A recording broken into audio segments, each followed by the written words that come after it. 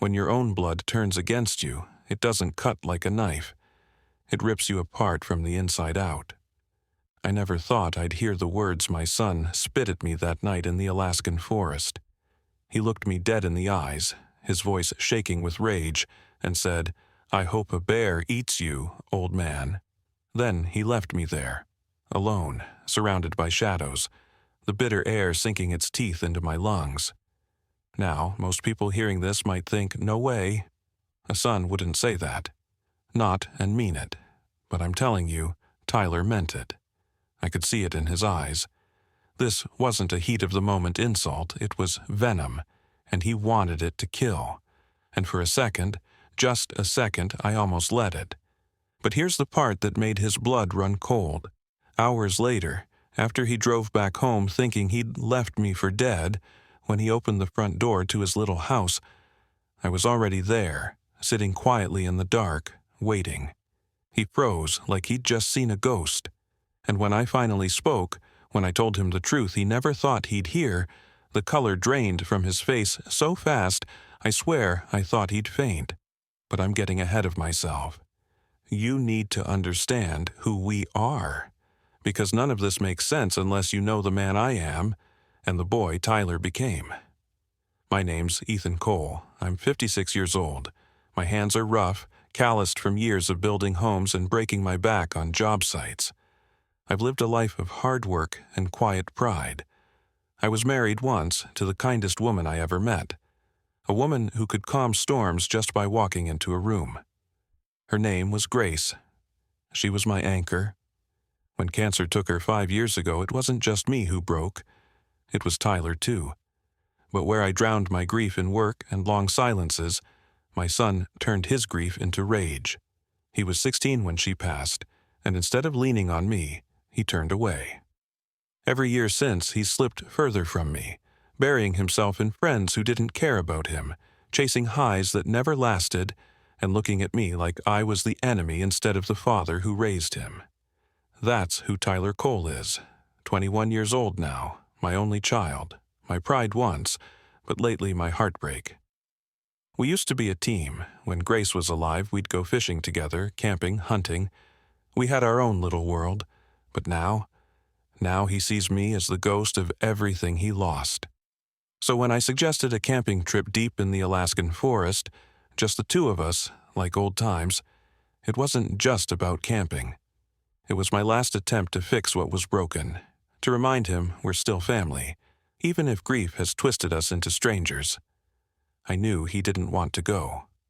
He rolled his eyes, sighed, told me I was living in the past. But he came. Maybe out of guilt, maybe just to shut me up. For me, though, it meant hope. Hope that maybe, sitting around a fire under the stars, he'd remember who we were before life tore us apart. And for a while, sitting there with the fire crackling, I almost believed it was working. Until the argument started. Until his words cut me deeper than any wild animal ever could. Until he left me in that forest to die. That's why this story isn't just about survival in the wilderness. It's about betrayal. It's about what happens when the person you love most in this world decides they want you gone. And it's about what I did next. How I turned his betrayal into something he'll never forget. Because let me tell you, when Tyler opened that door later that night thinking he was safe at home, and saw me sitting there in the shadows, alive, waiting, he realized something terrifying. You can run from a lot of things in this life, but you can't run from the truth. And the truth is, no matter how far he pushed me away, no matter how much hate filled his words, I was still his father. And fathers don't die easy. I've always believed that the wilderness has a way of showing you the truth. Out there, you can't fake who you are.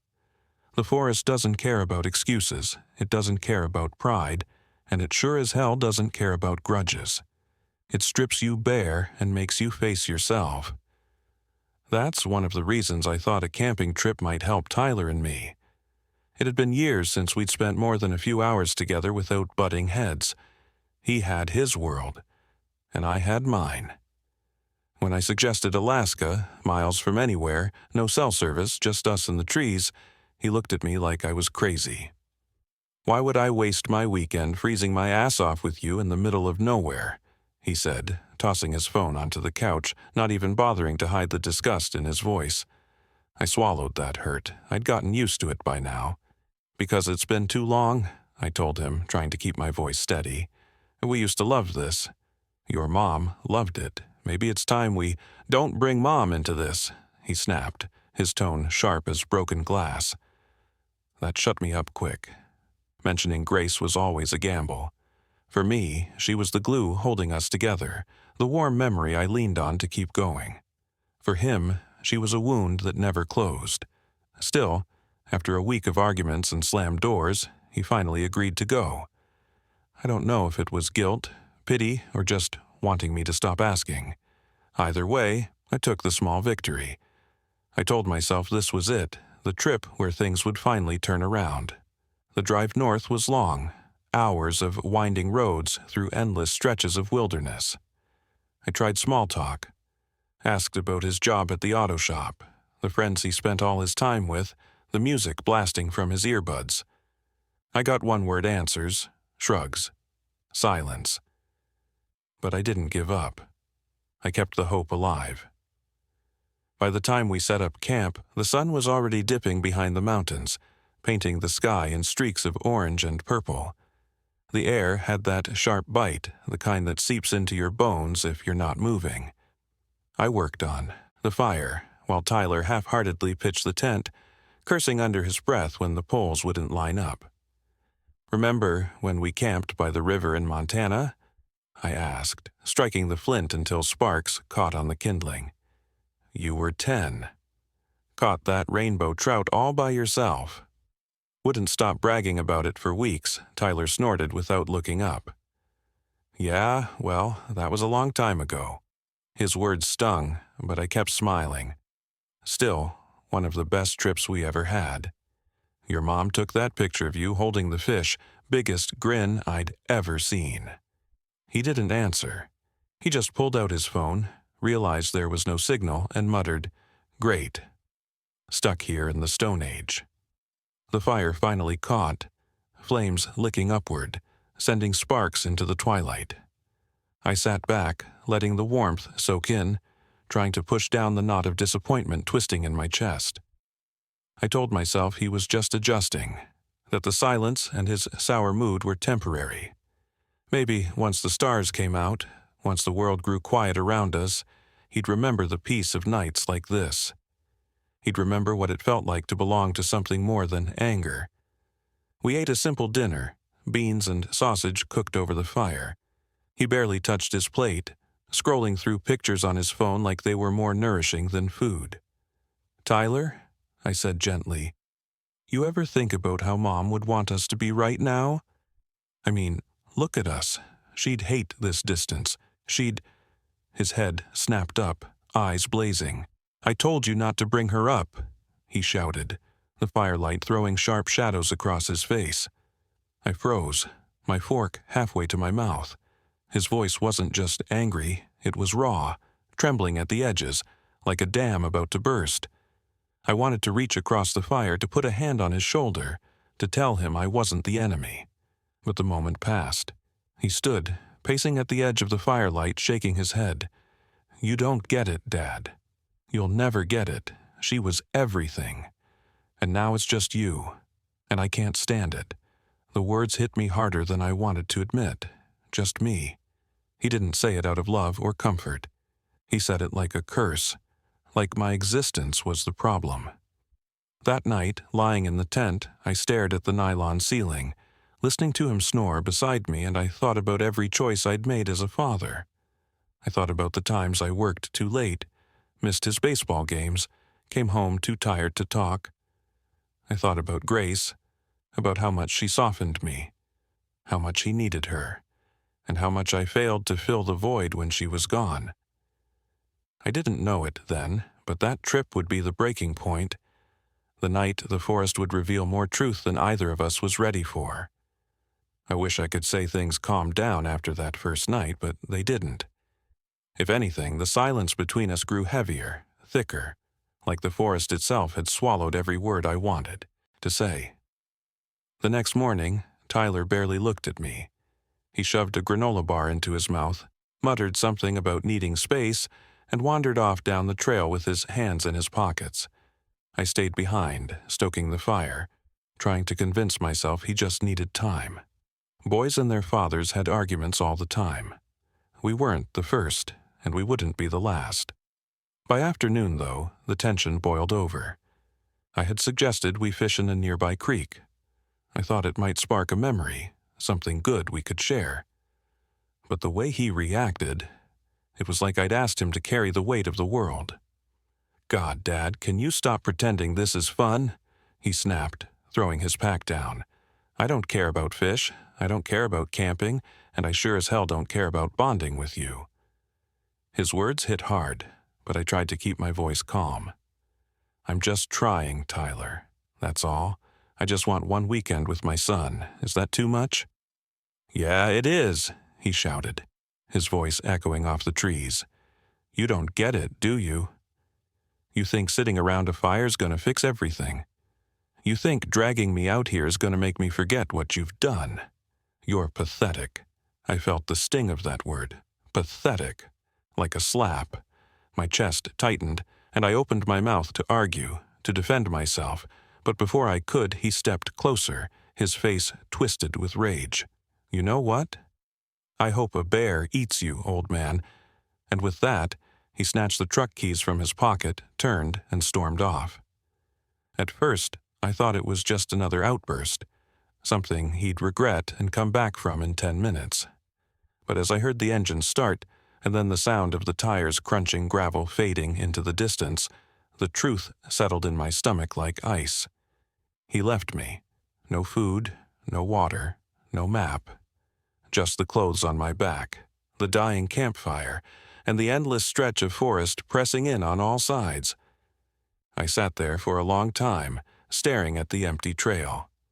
My mind refused to catch up with what had happened. My son, my only son, had abandoned me in the middle of the Alaskan wilderness, wishing I'd be torn apart by predators. The sun was already dipping low when the fear started to gnaw at me. Out here, once the dark fell, the forest wasn't peaceful anymore. It was alive, wolves, moose, bears. The shadows shifted, and every sound carried weight. I tried to steady my breathing. "You're not dead yet, Ethan," I told myself. "You've been through worse." But had I? The temperature dropped fast, the way it does out there. The warmth of the fire dwindled as my pile of kindling ran out. I wandered into the trees, searching for dry branches, but the forest floor was damp, covered in moss. My fingers grew numb, clumsy. By the time I coaxed a flame back to life, the stars had already spread across the sky, bright but indifferent. And then came the noises. A crack of branches in the distance, low, rustling in the underbrush. My heart thudded against my ribs, every instinct screaming bear. I gripped the largest stick I could find, holding it like a weapon, though I knew damn well it wouldn't do much if something came charging. That night was the longest of my life. Every hour stretched into eternity. My stomach growled, my lips cracked from thirst, and the fire smoked more than it burned. But the worst part wasn't the cold or the hunger, it was the thought. My son wants me dead. I replayed his words over and over, trying to convince myself he didn't mean it, that it was just anger, but deep down, I knew better. I saw the look in his eyes. It wasn't just a slip of the tongue, it was hatred. By dawn, my resolve hardened. If the forest was meant to kill me, it would have done it already. I wasn't going to sit there and wait for death, not from the wilderness and not from the betrayal of my own blood. I forced myself up, legs trembling, every joint aching. Somewhere out there was a road, a town, civilization. If I could find it, I'd find my way back to Tyler. And when I did, I wouldn't just survive. I'd make him face what he'd done. The boy thought he left his father behind to be swallowed by the wild. But what he didn't understand is this. I'm not that easy to kill. And if he wanted me gone, he was about to learn just how terrifying it feels when the man you've buried shows up at your door, very much alive. When the first rays of dawn filtered through the treetops, painting the forest floor in streaks of pale gold, I realized something important. I had a choice. I could curl up beside the ashes of that dead fire, give in to the cold, and let the forest swallow me whole. Or I could fight. I thought about Grace. I thought about the promises I'd made to her when Tyler was just a baby, promises to keep him safe, to be the father he needed. Even now, after everything he'd said, after the way he'd abandoned me, I couldn't let my story end out there. Not like that. So I pushed myself to my feet, every muscle stiff and aching, and I began to move. The first rule of survival is to keep your head. Panic gets you killed faster than hunger or thirst. I forced myself to breathe steady, to remember the basics I'd picked up years ago when Grace and I used to take Tyler camping as a boy. Back then, I thought I was teaching him how to respect the wild. Now, those lessons were the only thing keeping me alive. I found a small stream not far from camp. The water was icy and clear, and I cupped my hands to drink until my stomach cramped. I splashed my face, the shock of cold jolting me awake, sharpening my mind. If there was water, there would be a river. And rivers often led to roads, to towns, to people. So I followed it. The forest stretched on endlessly, a cathedral of towering spruce and tangled brush. My boots sank into the moss, squelching with every step. Birds scattered overhead, their calls echoing like warnings. At one point, I froze at the sound of heavy breathing in the thicket ahead, the crack of a branch. My heart pounded so hard I felt it in my throat. Slowly, carefully, I backed away until the sound faded. Bear or moose, I didn't care which. Either one could end me in an instant. I couldn't afford mistakes. Hours passed. My legs burned. My throat dried again. The sun climbed and then began its slow descent, shadows lengthening across the ground. Just when despair threatened to drag me down, I spotted it. Tire tracks, faint in the mud near the stream's edge. Relief surged through me so suddenly I nearly fell to my knees. Civilization had to be close. I followed the tracks, stumbling forward, driven by something more powerful than hunger or fear. I don't remember how long I walked, only that by the time I heard the distant hum of an engine, tears stung my eyes. A dusty pickup rattled down the gravel road, and I stepped into the open, waving my arms. The driver, a grizzled man with a cigarette dangling from his lips, pulled over and leaned out the window. "Jesus, buddy, you look like hell. You lost?" I swallowed, my voice rough. "Something like that." He gave me a lift into town, no questions asked.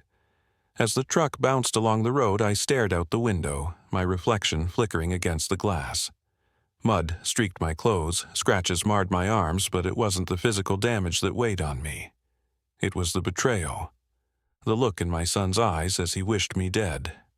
That image burned hotter than any fire. By the time we reached the gas station on the edge of town, my mind was clear. I wasn't going to the police. I wasn't going to cry for help. No, this was between me and Tyler. I thanked the driver, shook his hand, and made my way toward the neighborhood where my son lived. Each step felt heavier, not from exhaustion but from purpose. I wasn't just walking to his house. I was walking into a reckoning. He thought he'd buried me out there, left me for dead in the jaws of the wilderness. But the wilderness had taught me something. It had reminded me who I was. I wasn't just an old man past his prime. I was Ethan Cole, a father who refused to be erased. As the sun dipped below the horizon, I reached his street. The houses stood quiet, lights flickering in the windows. Tyler's truck was parked in the driveway, the same one he'd driven away in after spitting venom into my face. My hands shook as I reached for the doorknob, but not from fear, from resolve. I still had a father's heart, but now it was steel-wrapped, hardened by betrayal and fire. I stepped inside and sat down in the dark, the house silent except for the faint ticking of the kitchen clock. My body ached, my clothes reeked of smoke and earth, but I didn't care. I was alive. And when Tyler walked through that door thinking he'd escaped me, he was going to learn the truth. The wilderness had tested me. Now it was his turn. The house was dark when I slipped inside. I didn't need the lights. I knew the layout. I'd helped him move into this place, carried his couch through that same doorway. Now, years later, the familiarity felt like a knife twist. I lowered myself into the old recliner by the window and waited, my breath slow, my heart steady. The ticking of the kitchen clock was the only sound, a metronome to my patience. I sat in the shadows, hands clasped, letting the silence press in. I wanted him to feel it, the weight of what he'd done, the reality he couldn't escape. Hours passed. My eyelids grew heavy, but adrenaline kept me sharp. Then, finally, headlights swept across the curtains. His truck rumbled into the driveway, doors slammed. Footsteps crunched on the gravel walk, the knob turned, the door creaked open. Finally, Tyler muttered to himself, tossing his keys on the counter. He kicked off his boots and yawned, oblivious. When he flicked the switch, the light filled the room, and his eyes landed on me. He froze. His jaw slackened, his body rigid, his face pale as if he'd just seen a ghost claw its way back from the grave. "Dad?" His voice cracked, disbelief trembling at the edges. I didn't move. I just watched him, my gaze unflinching. Surprised to see me? He took a shaky step back, hitting the wall. You were in the woods. I left you." "Yeah," I cut in, my tone calm, steady, almost too steady. "You did. You left me out there to die. You wished a bear would tear me apart." He swallowed hard, his Adam's apple bobbing. I didn't mean it." I leaned forward, letting the light catch the scratches on my face, the dirt still clinging to my clothes. "Don't lie to me, Tyler. You meant every word. I saw it in your eyes. That wasn't just anger, that was hate." His breathing quickened, panic flickering across his features. He was cornered, and he knew it. "Dad, He stopped, his voice breaking. I don't know why I said it. "Yes, you do," I snapped, my voice rising for the first time. "You've been carrying this poison for years.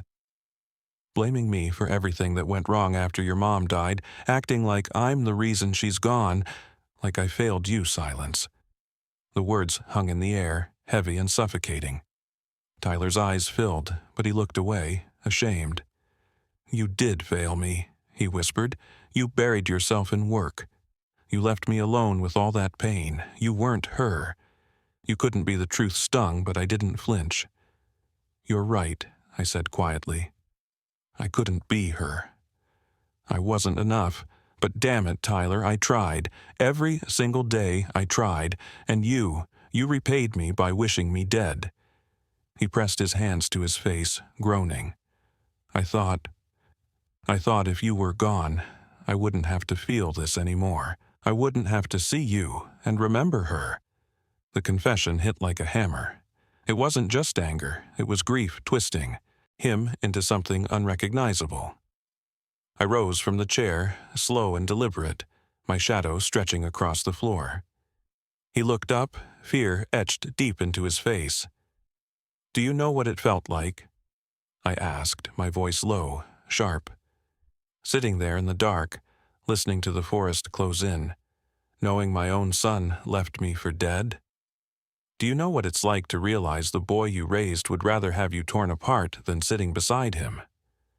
He shook his head violently. "I'm sorry. Dad, I'm sorry." I stepped closer, close enough to see the tears streaking his cheeks. "Sorry doesn't erase what you did. Sorry doesn't change the fact that when it mattered most, you chose to abandon me." For a long moment, I just stared at him, the weight of years pressing down on both of us. Then I spoke, slow and cold, each word deliberate. "You wanted me gone, but I'm still here, and you'll live with that. You'll live knowing that no matter how far you push me, no matter how much you want me buried, I'll always come back. Because I'm your father, And fathers don't die easy, he broke then. His knees buckled, and he sank to the floor, sobbing. I looked down at him, my heart torn between rage and sorrow.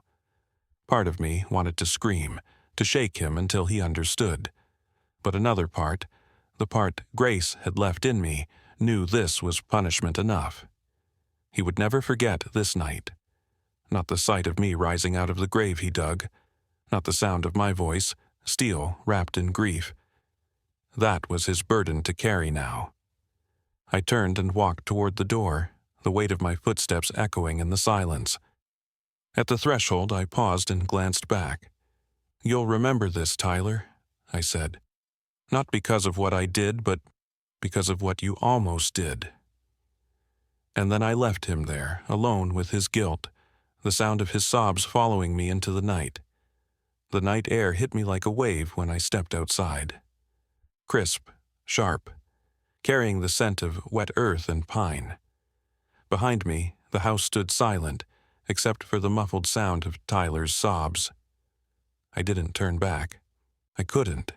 My boots crunched against the gravel as I walked down the driveway, every step heavier than the last. You'd think surviving the wilderness would have been the hardest part of this ordeal. The cold, the hunger, the fear of predators circling just beyond the firelight. But no, that wasn't it. The hardest part was leaving that house with the knowledge of what my own son had wished for me.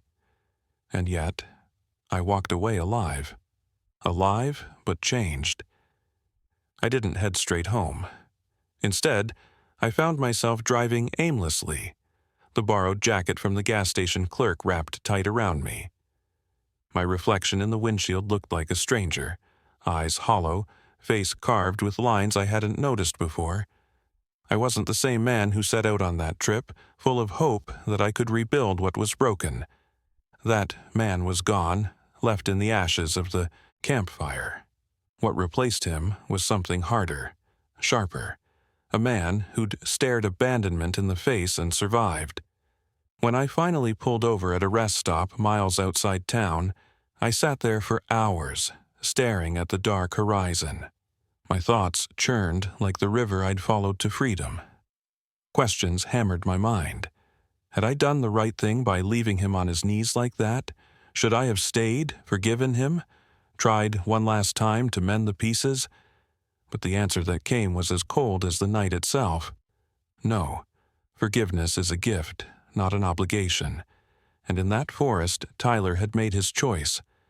I wasn't his enemy, I was his father. But he had treated me like a burden to be cast aside. That was a truth I couldn't erase, and neither could he. The lesson hit me with brutal clarity. Blood doesn't guarantee loyalty.